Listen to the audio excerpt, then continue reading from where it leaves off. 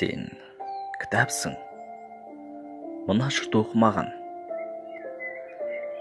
Өлгенше сен оқып отыр алам. Жыртып тастайды мен болмасам, кітап ұстап көрмеген соқыр адам.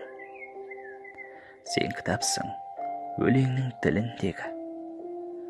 Толғандардың толқыттың бүгін мені. Күні бойы оқып ем қиял кешіп, түні бойы кірпігім ілінбеді. Сен кітапсың, жасырған ішінен мұң, қызықтырды өзіңе күшін ненің. Тек мен ғана боламын сенің ең, тек мен ғана тіліңді түсінемін.